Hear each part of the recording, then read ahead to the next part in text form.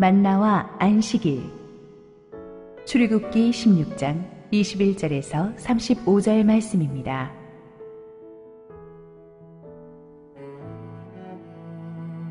무리가 아침마다 각 사람은 먹을 만큼만 거두었고 햇볕이 뜨겁게 쬐면 그것이 쓰러졌더라. 여섯째 날에는 각 사람이 갑절의 식물 곧 하나에 2오멜씩 거둔지라. 회중의 모든 지도자가 와서 모세에게 알림해 모세가 그들에게 이르되 여호와께서 이같이 말씀하셨느니라. 내일은 휴일이니 여호와께 거룩한 안식일이라. 너희가 구울 것은 굽고 삶을 것은 삶고 그 나머지는 다 너희를 위하여 아침까지 간수하라. 그들이 모세의 명령대로 아침까지 간수하였으나 냄새도 나지 아니하고 벌레도 생기지 아니한지라. 모세가 이르되 오늘은 그것을 먹으라. 오늘은 여호와의 안식일인즉 오늘은 너희가 들에서 그것을 얻지 못하리라. 엿새 동안은 너희가 그것을 거두되 일곱째 날은 안식일인즉 그 날에는 없으리라 하였으나 일곱째 날에 백성 중 어떤 사람들이 거두러 나갔다가 얻지 못하니라. 여호와께서 모세에게 이르시되 어느 때까지 너희가 내 계명과 내 율법을 지키지 아니하려느냐. 볼지어다 여호와가 너희에게 안식일을 주므로 여섯째 날에는 이틀 양식을 너희에게 주는 것이니 너희는 각기 처소에 있고 일곱째 날에는 아무도 그의 처소에서 나오지 말지니라. 그러므로 백성이 일곱째 날에 안식하니라. 이스라엘 족속이 그 이름을 만나라 하였으며 가시같이 희고 맛은 꿀 섞은 과자 같았더라. 모세가 이르되 여호와께서 이같이 명령하시기를 이것을 오멜에 채워서 너희의 대대 후손을 위하여 간수하라. 이는 내가 너희를 애굽 땅에서 인도하여 낼 때에 광야에서 너희에게 먹인 양식을 그들에게 보이기 위함이니라 하셨다 하고 또 모세가 아론에게 이르되 항아리를 가져다가 그 속에 만나 한 오멜을 담아 여호와 앞에 두어 너희 대대로 간수하라. 아론이 여호와께서 모세에게 명령하신 대로 그것을 증거판 앞에 두어 간수하게 하였고 사람이 사는 땅에 이르기까지 이스라엘 자손이 40년 동안 만나를 먹었으니 곧 가나안 땅 접경에 이르기까지 그들이 만나를 먹었더라.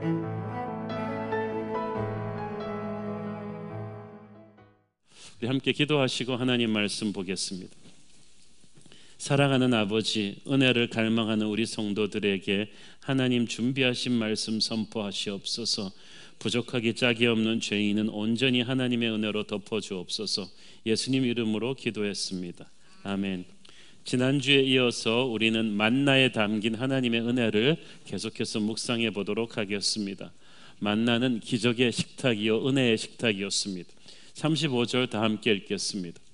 사람이 사는 땅에 이르기까지 이스라엘 자손이 40년 동안 만나를 먹었으니 곧 가나안 땅 접경에 이르기까지 그들이 만나를 먹었더라. 자, 사람이 사는 땅에 이르기까지, 이 말은 지금은 이스라엘 백성들이 사람이 살지 못하는 땅에 있다는 얘기죠. 광야는 한마디로 사람이 못 사는 땅입니다. 모든 것이 부족하고 불편하고 힘듭니다. 인간의 힘으로 음식을 구할 수 없는 척박한 곳이에요.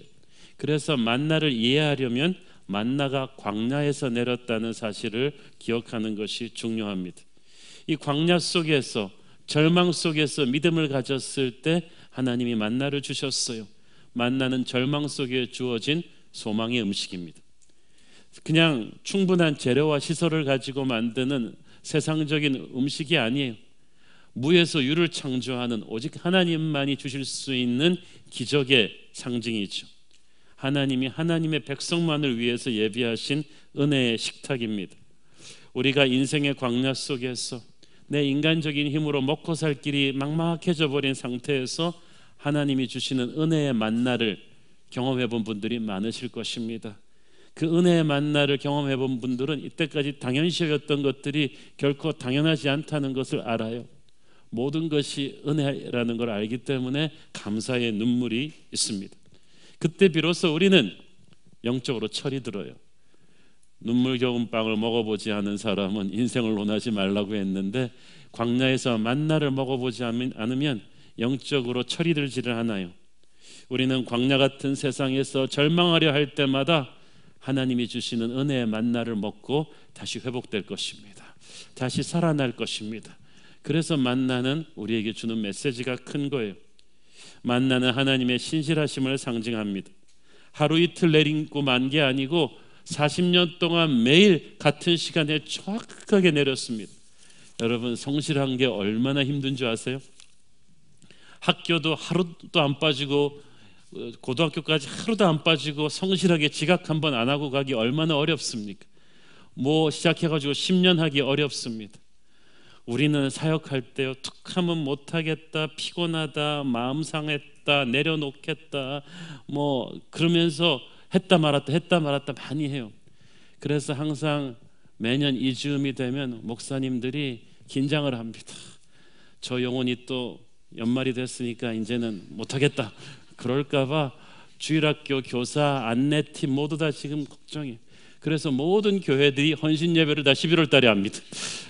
헌신 예배 주제는 전부 다 십자가를 누가 질 것인가, 하나님을 위해서 헌신하면 복을 이렇게 받을 것이다, 이런 메시지들을 막 쏟아부어서 성도들의 영을 혼미하게 한 다음에 다시 한번 1년만 좀 어떻게든 더 붙들어 보려고, 헌신 조금 더 시켜보려고 하다가 그만두면 어떨까 하는 조바심을 가지고 있는데, 우리 새로운 교회 성도들은 그런 분이 한 사람도 없어요. 그렇죠? 근데 하나님은 한번 우리에게 약속하시고 시작하신 일은 기본적으로 40년을 가세요. 하나님은 우리가 천국 들어가는 그날까지 신실하게 우리를 살리실 것입니다. 만나는 무조건적인 은혜예요. 사람의 사랑은 조건적이에요. 우리는 주다가 조금 상처받으면 안 줘요. 그렇죠? 그러나 하나님은 무조건적으로 계속 주세요. 40년 동안 이스라엘 사람들이 하나님 속삭인 적이 한두 번이었어요. 불평하고 원망하고 반역하고 그럴 때마다 하나님이 우리 같았으면, 그래 너 오늘은 굶어, 너희들 같은 애들한테는 밥이 아깝다, 그랬을 텐데, 하나님이 우리였으면 하나님은 그러지 않으셨어요. 끊임없이 먹여주셨어요. 인간은 변해도 하나님의 은혜는 변하지 않아요. 만나는 하나님의 백성을 당당하게 해주었어요. 그들이 200만이 광야에서 만나가 없었다면 집단 거짓됩니다. 이건 난민이에요. 가면서 맨날 하는 일이 이방 민족들한테 먹을 것 좀 달라고 구걸하는 일이었을 거예요. 그러면은 먹을 것을 빌미로 이 사람들을 노예 삼을 수 있었던 이방 민족도 많았겠죠. 그러나 만나가 있었기 때문에 그들은 그 누구에게도 비굴할 필요가 없었어요. 빈털터리로 광야를 갈지라도 하나님이 만나로 먹여주셨기 때문에 진수성찬 사내 진미는 아니었더라도 잘 먹었어요. 그래서 당당할 수 있었어요. 지금도 마찬가지입니다. 오늘날 혹시 세상 속에서 세상 사람들에게 아부하지 않으면 먹고 살 길이 끊기는 게 아닌가라고 걱정하는 분들, 만나의 은혜를 생각하고 당당하십시오. 하나님의 사람은 하나님의 말씀대로 순종하면 하나님께서 하나님의 방법으로 반드시 먹이십니다.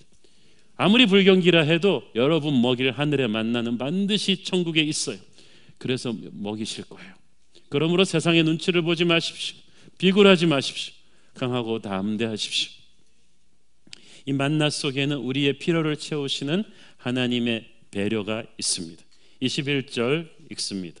무리가 아침마다 각 사람은 먹을 만큼만 거두었고 햇볕이 뜨겁게 쬐면 그것이 쓰러졌도다. 자, 만나는 태양이 떠오르면 바로 녹아버렸습니다. 그래서 녹기 전에 삶거나 구워서 간수해야만 했죠. 그리고 각 사람은 지난주에 배웠죠. 먹을 것만큼만 거두었어요. 욕심 부려서 칼쿠리 손으로 막 무리하게 많이 긁어 오면 집에 가면 양이 줄어 있었죠. 힘이 없는 가장들이 조금밖에 못 갖고 가도 집에 가면 필요한 만큼 하나님이 또 불려주셨어요. 그래서 하나님이 양 조절을 하셨기 때문에 이스라엘 사람들은 욕심 부려서 필요 이상의 만나를 챙길 수도 없었고 그럴 필요도 없었어요. 만약에 안 그랬으면 서로 많이 챙기느라고 싸우고 난리 났을 거예요. 많이 챙기는 사람이 또 잔뜩 차지하고 약한 사람들 학대하는 그런 일도 벌어졌을 텐데 하나님은 그 모든 것을 정리하신 거예요. 하나님은 우리가 돈 때문에 싸우는 거 원치 않으세요. 하나님은 우리의 욕심이 아니라 필요를 채우시는 분이십니다. 빌립보서 4장 19절 나의 하나님이 그리스도 예수 안에서 영광 가운데 그 풍성한 대로 너희 모든 쓸 것을 채우시리라. My God will meet all your needs. 너희들이 다 원하는 게 아니라 너희들이 필요한 거를 다 채우실 것이라고 하십니다. 하나님을 여러분의 사치와 욕심을 채우는 존재로 보지 마십시오. 하나님은 우리의 필요를 채우시는 분이십니다. 너무 많은 물질이 인간을 타락시키는 것을 주님은 잘 알고 계세요. 그렇지만 어떤 분에게는 자기가 먹고 사는 것 이상의 풍성한 물질이 가는 경우가 있습니다. 그때는 하나님의 특별한 사명이 있다고 보면 됩니다. 고린도후서 8장 14절 15절 이제 너희의 넉넉한 것으로 그들의 부족한 것을 보충함은 후에 그들의 넉넉한 것으로 너희의 부족한 것을 보충하여 균등하게 하려 함이라. 기록된 것 같이 많이 거둔 자도 남지 아니하였고 적게 거둔 자도 모자라지 아니하였느니라. 이 말씀은 사도 바울이 예루살렘에 큰 기근이 났을 때 예루살렘 형제들을 돕기 위해서 고린도 교회 형제들의 구제 헌금을 모금할 때 썼던 말이에요. 바로 만나의 말씀을 인용하면서 그 말을 했어요. 조금이라도 여유가 있게 넘쳐난다면 너는 가난한 형제들을 위해서 이걸 흘려보내야 한다. 플롱이라는 말이 이때 나온 거예요. 이 땅에서 하나님의 축복이 반드시 물질의 축복으로 오는 건 아니에요. 하나님의 영적인 복을 받았지만 물질의 축복을 못 받는 경우도 많아요. 그렇지만 어떤 분들에게는 하나님이 물질의 축복을 많이 부어주신 분이 있어요. 저는 재물 모으는 것은 은사라고 봅니다. 모든 사람에게 주는 필수 축복은 아니에요. 그렇다면 다 시험 들 거예요. 근데 신앙 좋은 분들이 다 부자는 아니거든요. 그렇지만 재물 모으는 능을 주신, 은사를 주신 분이 있는데 그것은 하나님의 목적, 하나님의 사명이 있기 때문이에요. 하나님이 딱 보시고 너에게는 특별히 재물의 은사를 준다. 왜냐하면 나는 네가 이 물질을 가지고 이 땅에서 나의 일을 하는 신실한 청지기가 되기를 원한다. 너는 이 물질을 가지고 가난한 형제 자매를 돕고 교회를 세우고 선교하고 하나님 나라 확장하는 귀한 일에 흘려보내는 천국의 창고지기가 될 줄로 나는 믿는다. 그러고 주시는 돈이에요.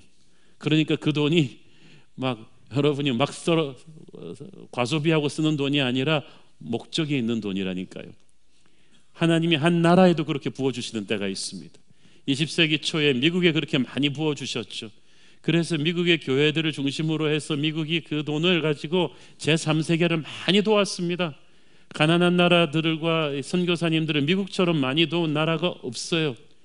지금도 제가 작년에 월드비전 관계자 얘기를 들어보니까 제3세계 고아들을 돕는 거 제일 많이 하는 게 미국이래요. 다른 선진국들이 아무리 많이 생겼어도 다 합쳐봤자 미국이랑 비슷할까, 그 정도로 미국이 많이 돕고 있어요. 그러나 만약에 우리가 이 인색한 마음으로 도움의 손길을 닫으면 하나님이 부어주는 축복도 닫을 거예요. 그래서 미국도 요즘 경제적으로 어렵잖아요. 여러분, 그래서 우리 청년들 특히 첫 번째 직장 찾을 때부터, 가난할 때부터 흘려보내는 결심을 하세요. 다양한 방법이 있을 거예요. 저도 이 전도사 시절부터, 결혼할 때부터 한국과 또 제3세계 고아들 돕고 여러 선교사님들 돕는 일을 저 아내는 개별적으로 조금씩 하면서 점점 늘려오는 것을 행복하게 생각하고 있습니다. 여러분이 하나님의 축복의 통로가 되면 반드시 하나님은 여러분의 곳간을 책임지십니다. 또 한 가지, 만나를 그 다음 날까지 남겨두지 말고 그날 다 먹어버리라는 이 명령을 오늘날 문자 그대로 적용하셔가지고 저축은 성경적이 아니다 라고 생각하는 분들이 있어요. 그렇지, 그냥 오늘 뭐 번 거 오늘 다 써버리는 거야, 쫙쫙 쓰는 분들이 있어요. 그런데 그건 아니죠. 종교개혁의 아버지 칼빈도 저축은 지극히 성경적이라고 했습니다.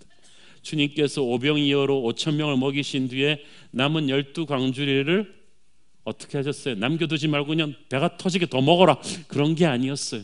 남겨서 잘 챙기셨어요. 저는 그것을 주님이 또 가난한 자들에게 잘 베푸셨을 거라고 믿습니다. 우리가 근면하게 일해서 자기 가족을 부양해야 합니다. 기본적인 생계의 필요를 채워야만 합니다. 욕심을 부리지 말고 살아야만 합니다만은 남은 돈을 이상하게 쓰지 말고 저축하는 것도 필요합니다. 성경에 보면 요셉이 7년 풍년의 때에 7년 흉년을 준비했지 않았습니까? 하나님께서는 우리가 힘이 있을 때 힘이 없을 때를 또 준비하게 하세요.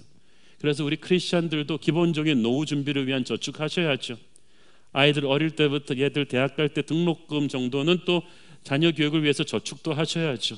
그렇지만 가장 중요한 것은 나의 욕심과 이익을 위한 저축이 아니라 하나님의 때에 하나님의 일을 하기 위해서 저축하셔야 돼요. 지난주에 저희 교회 교인들 중에 중소기업 하시는 집사님 한 분이 저한테 이메일을 보내주셨습니다. 본인이 평생 생각하던 일을 이제 시작하고 싶다. 장학교육재단을 그동안 벌어온 돈을 다 몇십억을 모아서 장학교육재단을 출범시키고 싶다는 것입니다. 사업교육서를 보면서 저도 좀 의견을 드렸지만 탈북자 청소년을 위한 장학금도 있고 또 외국에서 온 외국인 근로자들을 위한 장학금도 있고 다양한 꿈들이 계세요. 그 꿈을 위해서 이분이 몇십 년 동안 이렇게 이 기업의 이득을 모아오신 것 같아요. 저는 그것이 참 소중한 준비라고 생각합니다. 어떤 분은 아까 말씀드렸듯이 만나의 법칙이 매달 개인 가계부를 0으로 다시 돌리라는 거. 어떤 교회도 그렇게 해요. 매년마다 그 해의 예산을 완전히 0으로 다 써버리는 거예요. 그리고 그 다음에 다시 시작해야 된다는 거예요. 저는 그분들도 성경적으로 고민하셨다고 믿습니다만 그 방법에는 동의하지 않습니다. 부를 쌓아두기만 해서는 안 된다는 건 동의하지만 그것을 하나님 나라 위해서 쓰는 데 있어서는 하나님의 때와 방법을 분별하는 지혜가 있어야죠. 예를 들어서 매년 100만 원을 있으면 100만 원을 계속 하나님 나라 위해 쓰는 것도 하나님의 뜻이겠지만 그 100만 원을 10년을 잘 모아서 10년째 되는 때 갑자기 하나님이 열어주시는 어떤 특별한 사명을 위해서 10년 동안 모은 1000만 원을 써야 될 때가 있는 거예요. 그래서 그때와 방법은 하나님만이 아세요. 그래서 우리 교회도 인색한 마음을 갖지 않고 투명하고 풍성한 재정을 집행합니다. 초창기 때부터 감사하게 하나님이 우리 교회에게 은혜를 주셔서 그래서 우리가 교육과 선교와 또 가난한 자들을 돕는 러브 미니스트리 구제와 훈련과 양육에 저희들은 인색하지 않게 충분히 예산을 집행했습니다. 그렇지만 또 불필요한 지출을 줄이고 알뜰살림을 하니까 상당히 많은 것도 저축할 수가 있었어요. 그렇지만 그것은 앞으로 하나님이 언제 우리에게 열어주실 새로운 선교사업, 교육사업, 한국교회 차세대 목회자 양성을 위해서 하나님이 또 크게 힘을 쓰게 명령하실 때가 있을 거예요. 그날을 위해서 우리는 또 준비를 합니다. 중요한 것은 진정한 만나 정신이란 진짜 그날 본 거 그날 다 써버리는 게 아니고 낭비하지 말고 하나님의 때에 하나님의 방법으로 하나님이 원하시는 곳에 잘 쓸 수 있도록 열려있는 자세라고 저는 믿습니다. 자, 하나님께서 만나와 함께 또 안식일 성수 명령을 주셨어요. 23절 24절 읽습니다. 모세가 그들에게 이르되 여호와께서 이같이 말씀하셨느니라. 내일은 휴일이니 여호와께 거룩한 안식일이라. 너희가 구울 것은 굽고 삶을 것은 삶고 그 나머지는 다 너희를 위하여 아침까지 간수하라. 그들이 모세의 명령대로 아침까지 간수하였으나 냄새도 나지 아니하고 벌레도 생기지 아니한지라. 보세요. 성경에서 안식일이 공식적으로 처음으로 언급되는 부분입니다. 모세는 백성의 지도자들에게 이 안식일을 거룩하게 지켜야 된다는 걸 상기시키셨죠. 창조주 하나님이 엿새 일하시고 나머지 한 해를 쉬신 것처럼 우리도 모든 노동을 중단하고 하나님께 집중하는 안식일을 성수해야 된다. 그래서 하나님께서는 안식일 날 일하러 나갈 필요가 없도록 6일째 되는 날 이틀치의 만나를 거둘 수 있도록 하셨어요. 그래서 백성들이 그날만큼은 만나를 보관해도 그 다음 날까지 상하거나 썩지 않았습니다. 왜 하나님이 안식일을 만나와 함께 그들에게 주셨는가? 만나를 통해서 하나님께서는 그들에게 이제 애굽의 주인이 아니라 하나님이 그들을 먹여 살리신다는 것을 알게 하시기를 원하셨고, 무엇보다도 또 안식일을 주심으로써 그들이 430년 동안 익숙해진 애굽식 욕심과 경쟁의식으로부터 자유를 주셨던 거예요. 29절 보세요. 볼지어다 여호와가 너희에게 안식일을 주므로 여섯째 날에는 이틀 양식을 너희에게 주는 것이니 너희는 각기 처소에 있고 일곱째 날에는 아무도 그의 처소에서 나오지 말지니라. 안식일은 하나님이 주시는 거예요. 즉 안식일은 하나님의 선물이에요. 하나님의 선물은 의미가 없는 게 아무것도 없어요. 구원도 하나님의 선물이에요. 예수님의 탄생도 하나님의 선물이에요. 성령도 하나님의 선물이에요. 이 선물을 겸손한 마음으로 받으면 그 선물이 우리를 살려요. 안식일도 하나님의 선물이에요. 우리가 반드시 필요한, 그걸 붙잡아야 살 수 있는 선물 중에 하나예요. 그런데 안식일을 쉴 때 우리가 세상적으로 생각하면 굉장히 불안할 수가 있어요. 혹시 우리가 쉬고 있는데 적이 쳐들어오면 어떡하지? 누가 막나? 남들은 일하는데 나는 쉬면 남들보다 더 뒤처지는 거 아닌가? 그러나 안식일을 명령하신 하나님께서는 우리가 안식일을 누릴 수 있도록 우리의 모든 인생을 책임져 주겠다고 약속하시는 거예요. 네가 쉬어도 적으로부터 내가 지켜줄 거야. 네가 노동하지 않아도 네가 엿새 동안 일한 노동의 열매를 내가 거둘 수 있도록 너의 논과 밭을 축복할 거야. 그 사실을 믿고 우리는 세상적인 불안과 욕심을 버리고 안식일 날 만나를 주우러 나가지 말았어야 했어요. 그런데 꼭 그걸 안 지키는 사람들이 좀 있죠. 그래서 그분들 때문에 성경책이 길어지죠. 25절 28절 모세가 이르되 오늘은 그것을 먹으라. 오늘은 여호와의 안식일인즉 오늘은 너희가 들에서 그것을 얻지 못하리라. 엿새 동안은 너희가 그것을 거두되 일곱째 날은 안식일인즉 그날에는 없으리라 하였으나 일곱째 날에 백성 중 어떤 사람들이 거두러 나갔다가 얻지 못하니라. 여호와께서 모세에게 이르시되 어느 때까지 너희가 내 계명과 내 율법을 지키지 아니하려느냐. 우리 초등학교 다닐 때 보면은 몇 명이 선생님 말씀 안 듣고 사고 쳤는데 그냥 선생님이 걔네들 때문에 반 전체를 야단치는 경우가 있어요. 지금 그 상황이에요. 몇 명이 안식일을 어겼지만 하나님께서 진노하셨어요. 어느 때까지 너희들이 내 말을 불순종할래? 그 이유는 사고 친 건 몇 명이지만 행동에 옮기지 않았을 뿐이지 안식일을 굉장히 불안하게 지키는 백성들이 아직까지 대부분이기 때문에 이 메시지를 하나님이 다시 한번 주시고 싶었던 거예요. 왜? 하나님이 그토록 분명히 말씀하셨는데 왜 안식일을 깨고 노동하러 나갔을까요? 못 알아들었을까요? 그건 아니죠.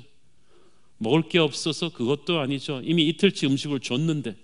그렇다면 왜 나갔는가? 이들은 430년 동안 노예 생활에 익숙해져 있어요. 하루도 쉬지 않고 일해, 그게 몸에 딱 배어 있는 거예요.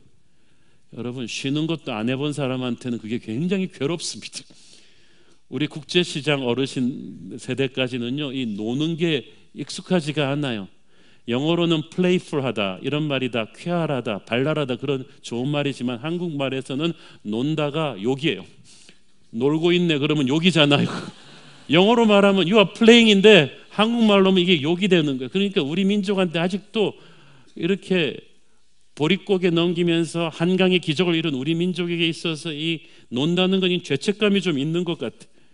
그래서 매일 쉬지 않고 일했기 때문에 쉬는 걸 해본 적이 없어요. 그런데 안식일을 지키면서 그들은 그런 애굽식 세상적 사고방식을 버려야 됐던 거예요. 이제는 자기 힘으로 자기 인생 책임지는 것이 아니라 하나님이 자기들의 인생을 책임진다는 것을 배웠어야 했어요. 그렇다고 노동하지 말라는 말은 아니고 노동은 하지만 너는 이제 하나님의 은혜 가운데서 일할 것이다. 단순히 먹고 살기 위해서 하는 것이 아니라 하나님의 영광을 위해서 일하게 될 것이다. 살고 죽는 것이 이제 네 손에 달린 것이 아니라 하나님 손에 달려있다는 것을 배웠어야만 하는 거예요. 그래서 안식일날 노동을 쉬면서 그들은 일에 대한 집착을 버리는 거예요. 욕심을 버리는 거예요. 자기 인생 자기가 책임져야 된다는 부담감에서 벗어나는 것입니다. 이 결단을 하기가 쉽지 않아요. 불안해서. 무슨 일 생길까 봐. 그래서 믿음의 결단으로 안식일을 지키는 것도 하나님을 기쁘시게 하는 것입니다. 하나님은 그런 사람들을 축복하세요. 지금은 대기업이 되었지만 그 이랜드가 처음 주일 성수하겠다고 했을 때 그 의류업계에서는 오래 못 버틸 거라고 했습니다. 의류업계에서는 거의 주일날 매상이 주중 매상의 몇 배가 나오기 때문에 그렇게 못한다는 거예요. 그런데 이랜드가 그걸 실천했고 살아남은 정도가 아니라 기업이 번성했죠. 하나님은 여러분을 책임지십니다.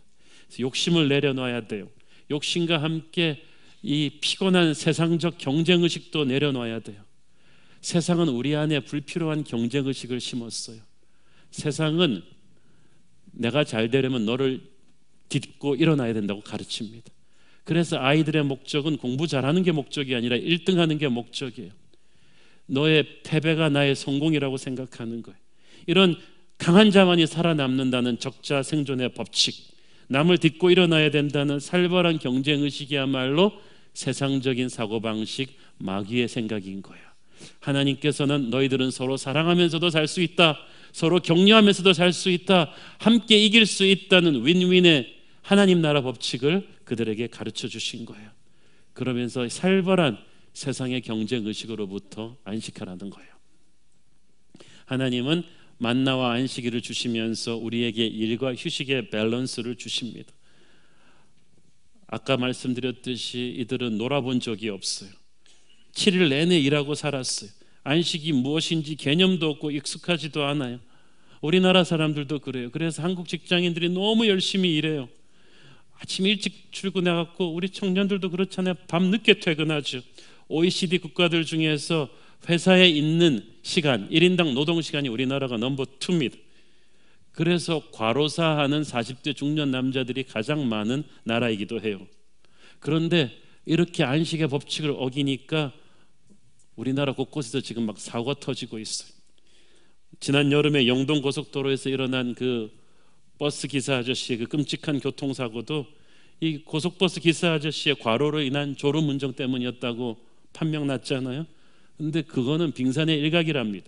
조사를 해보니까 한참 성수기 때 우리나라 전세 관광버스 운전사 아저씨들이 하루에 3-4시간도 못 자고 하루 종일 화장실 가는 것도 참으면서 운전하시는 분들이 대부분이기 때문에 계속 일어나는 이 전세버스 사고가 앞으로도 계속 일어날 거라는 거예요. 지난번에 저희 성도들이 유럽 종교개혁 성지순례를 가면서 유럽의 기사 아저씨들의 근무 여건을 듣고 참 배운 게 많습니다. 하루에 8시간, 9시간은 운전하지 못하게 돼 있어요. 법으로. 그리고 디지털 미터기에 찍히기 때문에 그걸 어기면 운전면허 뺏기고 회사도 문을 닫는 거예요. 유럽에서는 2-3시간, 4시간 가까이 운전하면 반드시 30분은 쉬게 돼 있고 밤에 키를 껐으면 그 다음날 아침까지 11시간은 무조건 쉬어야 돼요. 일주일 운전하고 나면 그 다음 주 운행을 재개하기까지 또 이틀은 풀로 쉬어야지, 그렇지 않으면은 굉장히 정부가 검사해가지고 라이센스를 뺏어버린다는 거예요. 많은 사람의 생명을 책임지는 대형 버스 기사들을 그렇게 휴식과 충전을 충분히 시켜서 큰 사고를 예방한다는 거죠. 이 서구 선진국들은 안식의 중요성이 얼마나 중요한지를 알고 있는 거예요. 근데 우리가 그걸 잘 몰라요. 저도 그걸 잘 못해요. 개인적으로도 제가 일 중독이라고 할 정도로 30대 목회자 시절에 너무 일을 많이 해가지고 그 30대 후반에 건강에 탈이 났잖아요. 안면마비로 3개월을 아무것도 못했는데 그때 의사분이 제가 회복하고 돌아갈 때 한 말이 있어요. 이제 목사님은 평소의 에너지에 이제 한 70%만 쓰고 살아야 됩니다. 완전히 치유된 게 아니기 때문에 항상 폭탄처럼 들어있으니까 무리하게 되면 반드시 신호가 온다. 그때는 무조건 쉬어야 된다. 그런데 제가 교회 개척하고 그 말 안 듣고 막 뛰다가 한 번은 이석증으로 쓰러지고 한 번은 눈에 실핏줄 터지고 막 그런 일들이 계속 일어나는 거예요. 그때마다 하나님께서 제게 안식의 중요성을 가르쳐 주세요. 제가 쉬어야 될 때 쉬지 않고 안식의 리듬을 깨면 나만 망가뜨리는 게 아니라 내 가족이 힘들고 우리 교회가 힘들어지고 하나님께 영광이 안 되는 거예요. 시카고의 빌 하일버스 목사님이란 분이 계세요. 저보다 훨씬 심한 일 중독으로 일하다 이분이 쓰러지셨어요. 엄청난 영적 침체가 왔어요. 그때 하나님께서 그분에게 들려주신 음성은 그것입니다. 빌 목사야, 네가 눈에 보이는 교회를 세우기 위해 너무 열심히 뛴 나머지 네가 안식을 잃어버렸구나. 그래서 네 마음속에 교회가 무너져 버렸구나. 나는 그게 슬프다. 너는 네 교인들을 사랑해서 그렇게 열심히 목회하지만 네 교인들에게 줄 수 있는 가장 훌륭한 선물은 건강한 담임 목사다. 네가 육체적으로, 정신적으로, 영적으로 프레시하고 충전되어 있어야 너희 교회가 진정한 복을 받는 것이다. 그런 의미에서 우리가 안식일을 지키는 것이 아니고 안식일이 우리를 지켜주는 거야. 하나님은 그래서 만나와 안식일을 붙여서 우리에게 주시면서 일과 휴식의 밸런스를 주시기를 원하셨어요. 그렇게 해야, 이 안식의 리듬을 지켜야 우리가 일할 때도 100% 제대로 할 수가 있어. 26절에 보니까 엿새 동안은 너희가 그것을 거두어야 한다고 돼 있죠. 엿새 동안은 일을 열심히 하라는 거예요. 안식일의 포인트는 무조건 주일날 놀자 개념이 아니에요. 주일날 주님 앞에 충분히 충전하는 것은 유대인들에게 있어서 안식일은 일주일의 마지막 날이 아니라 첫 번째 날이에요. 하나님의 임재 안에서 충분히 안식을 해야 가장 프레시하고 가장 충전된 힘과 집중력으로 나머지 엿새를 승리할 수 있다는 거예요. 많은 일을 하는 게 중요한 것이 아니라 얼마나 회사에 오래 있는가가 중요한 게 아니라 밀도 있게 일해야 될 때 일하는 게 중요한데 이를 위해서 안식이 필요하다는 것입니다. 아까 한국 사람들이 노동시간이 세계 2등이라고 말씀드렸는데 제가 한 번은 글로벌 기업 미국 제 친구의 임원이랑 얘기를 하다가 한국 사람들이 미국 사람들보다 훨씬 열심히 일해서 이렇게 빨리 발전했다. 미국 사람들은 9 to 5, 9시 출근해서 5시면 퇴근하는데 한국 사람들은 7시 출근해갖고 밤 10시, 11시까지 일한다. 그랬더니 그 친구가 씩 웃더니 하는 말이 일을 많이 하겠지만 일의 생산성이 우리보다 낫다고 보지는 않는다는 거야. 왜 그러냐 그랬더니 자기가 글로벌 임원으로서 한국 와서 삼성에도 와봤고 LG에도 와봤고 현대에도 와서 협력업체끼리 같이 한국 직원들이랑 일주일씩 일을 해봤대요. 그런데 이 한국 친구들이 아침 일찍 출근해서 늦게 퇴근하는 건 사실인데 보니까 점심 먹으러 한 2-3시간 가고 보니까 개인 스마트폰으로 그냥 카카오톡 친구랑 다 하고 페이스북 관리 다 하고 인터넷으로 드라마 보는 친구도 있고 그리고 커피 마시러 한 30분씩 또 나갔다 들어오고 그리고 이 상사들이 괜히 의미 없는 폭탄주 회식도 막 자주 저녁 때 돌리고 상사들이 자기 개인 심부름도 시키고 준비하지 않은 의미 없는 일들을 또 많이 시켜가지고 밤 10시에 퇴근하긴 하는데 일에 집중도에 있어서는 너무 떨어진다는 거예요. 자기는 9 to 5, 9시부터 5시까지만 일하는 건 사실이지만 출근하면은 개인 스마트폰 절대 안 쓴대요. 카카오톡, 인스타그램, 페이스북 안 한다는 거. 일할 때는 회사 일만, 왜냐하면 그건 회사가 산 시간이니까. 점심도 간단히 구내식당에서 샌드위치 먹고 딱 일에 집중한다는 거예요. 인터넷으로 드라마 보면 경고받고 쫓겨난대요.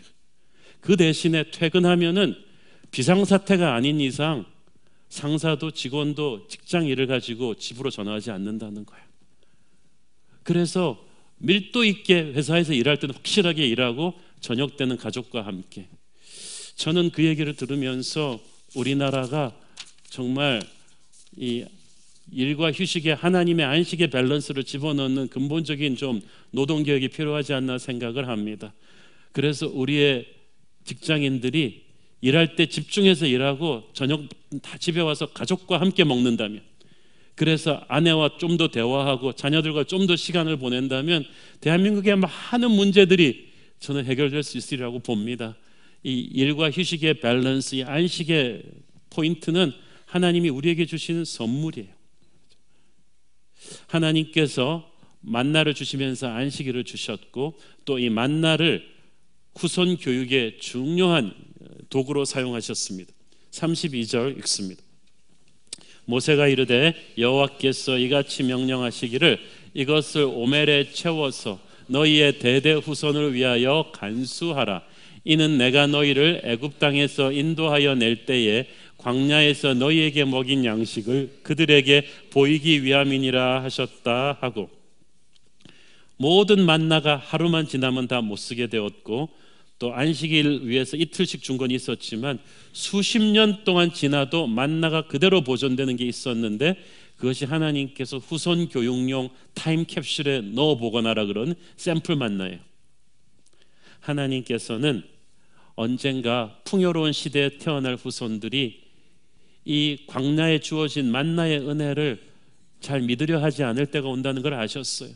그래서 그 후손들에게, 헝그리하지 않은 후손들에게 헝그리 정신을 그냥 가르치긴 힘드니까 광야 때 이런 만나가 있었다는 샘플 타임캡슐을 만들라고 하셨어요.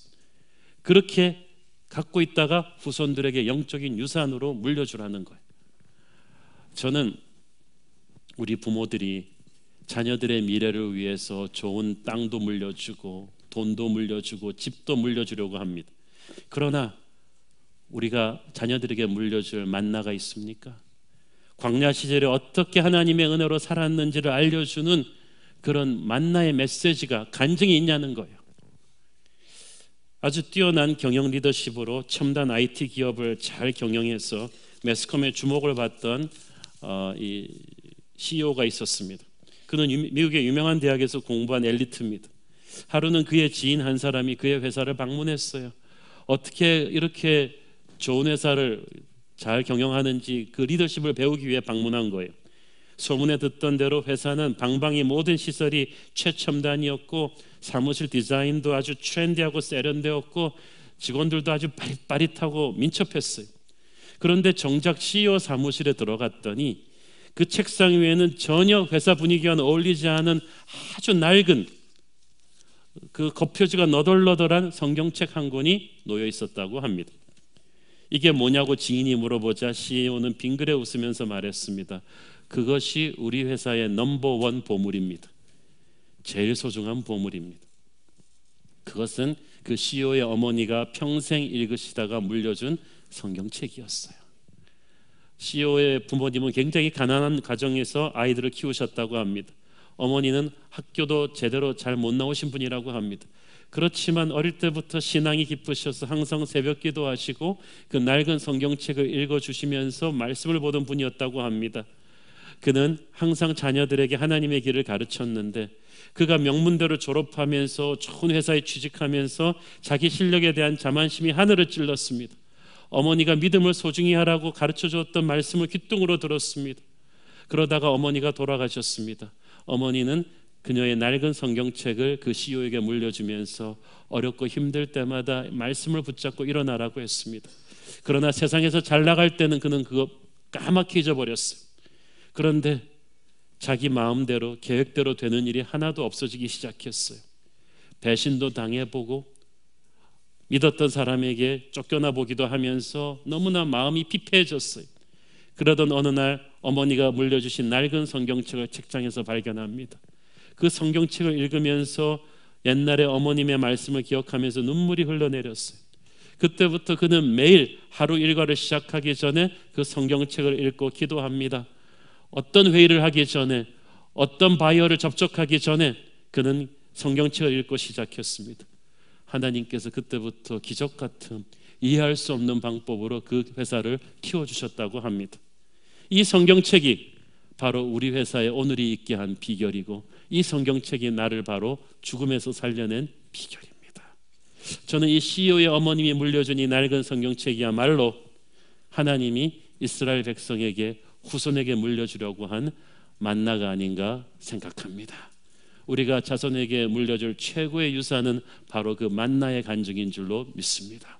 여러분에게 그 만나의 간증이 있습니까? 만나와 함께 안식일의 명령이 주어졌어요. 만나는 생명의 양식 예수 그리스도를 상징합니다. 하나님의 말씀을 상징합니다. 그런 의미에서 만나와 함께 안식일이 제정되었다는 것은 하나님의 말씀 안에서 우리는 참된 안식을 누릴 수 있다는 뜻일 것입니다. 그 크리스찬의 주일은 세상 사람의 일요일과는 달라요. 단순히 그냥 회사 출근 안 하고 노는 날이 아니라 하나님이 주시는 말씀의 은혜 안에서 안식을 누리고 살아나는 날인 거예요. 우리 여러분이 평일날에도 말씀을 읽지만 이 안식일날 교회에 나와서 하나님이 예배를 통해서 주시는 말씀 안에서 주는 은혜는 엄청난 거예요. 최근에 주일 예배 말씀을 들으면서 많은 우리 교회 성도들의 육체의 병이 나았다는 놀라운 간증이 들어오고 있습니다. 지지난주에만 해도 과한 업무와 스트레스로 인해서 반년 이상 이 눈 옆에 근육이 흔들렸던 이 청년분이 한 분 계세요. 병원에서는 뇌 쪽에 이상이 있는 게 아니냐 하면서 정밀 검사를 더 해보자고 해서 본인이 마음이 굉장히 어려웠답니다.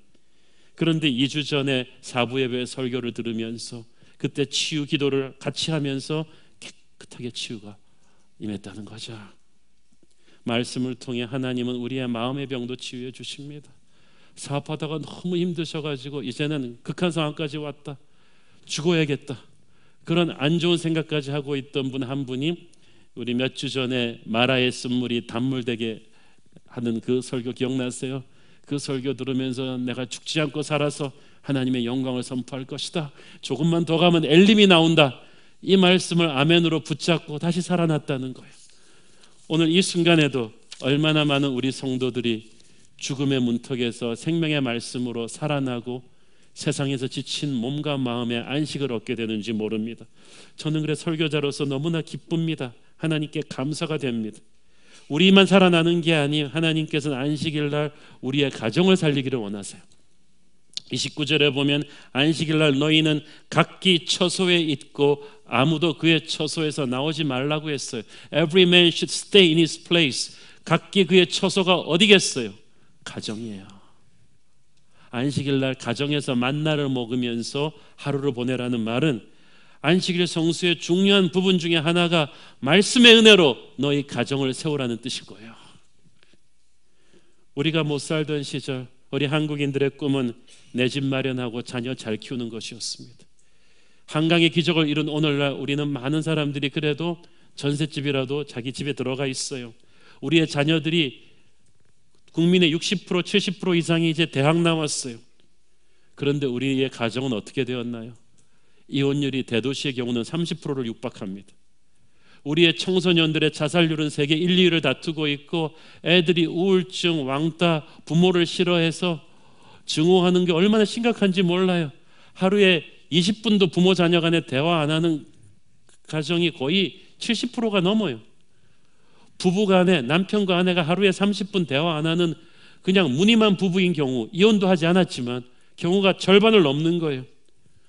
돈으로 집은 살 수 있지만 가정은 살 수가 없어요. 이 무너진 대한민국의 가정들을 세우려면 우리가 하나님의 말씀 앞으로 가정이 다시 모여야 되는 것입니다.